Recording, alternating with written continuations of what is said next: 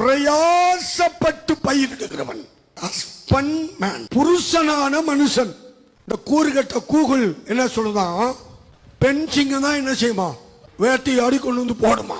ஆனா பரிசுத்தாவியானவர் எழுதி வச்சிருக்காரு, தொண்டைய பிடிச்சு அடிச்சு இழுத்து கொண்டு வந்து கெபிய முழுவதும் நிரப்பக்கூடிய வேலை ஆண் சிங்கத்தின் வேலை.